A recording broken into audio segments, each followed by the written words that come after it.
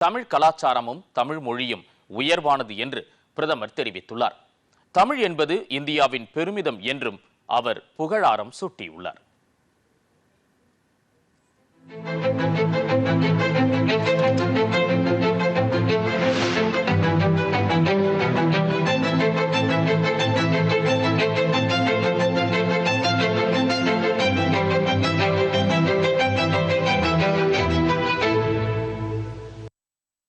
அகில இந்திய வானொலி மூலம் மாதத்தின் கடைசி ஞாயிற்றுக்கிழமைகளில் பிரதமர் மனதின் குரல் நிகழ்ச்சியில் கலந்துரையாடி வருகிறார்.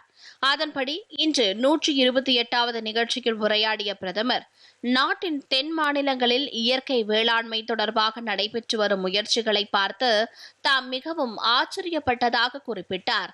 பல இளைஞர்கள், படித்த தொழில் வல்லுநர்கள் தற்போது இயற்கை வேளாண்மையை ஏற்றுக்கொண்டிருப்பதை பிரதமர் சுட்டிக்காட்டினார். விவசாயிகளுடன் அண்மையில் தாம் கலந்துரையாடி அவர்களின் அனுபவத்தை அறிந்து கொண்டதாகவும், இந்தியாவின் பண்டைய பாரம்பரியங்களின் அடையாளமாக இயற்கை வேளாண்மை இருந்து வந்துள்ளது. பூமி தாயை காப்பாற்றுவதற்கு இயற்கை வேளாண்மைக்கு தொடர்ந்து ஆதரவு அளிக்க வேண்டியது அனைவரின் கடமை என்று பிரதமர் நரேந்திர மோடி தெரிவித்தார். மிகவும் நான் கவரப்பட்டேன். பல இளைஞர்கள், மெத்த படித்த தொழில் வல்லுநர்கள் இப்போது இயற்கை வேளாண் துறையை ஏற்றுக்கொண்டு வருகின்றார்கள். அங்கே இருக்கும் விவசாயிகளோடு நான் உரையாடினேன். அவர்களின் அனுபவத்தை அறிந்து கொண்டேன்.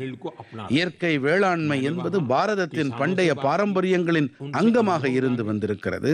இந்த பூமி தாயை காத்தளிக்க நாம் இதற்கு தொடர்ந்து ஆதரவு அளித்து வர வேண்டும் என்பது நம் அனைவரின் கடமையாகும்.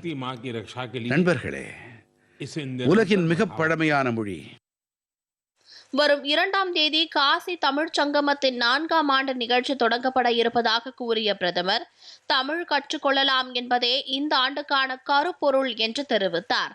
தமிழ் கலாச்சாரம் உயர்வானது, தமிழ் மொழி உயர்வானது என்று தெரிவித்துள்ள பிரதமர் நரேந்திர மோடி, தமிழ் இந்தியாவின் பெருமிதம் என்றார்.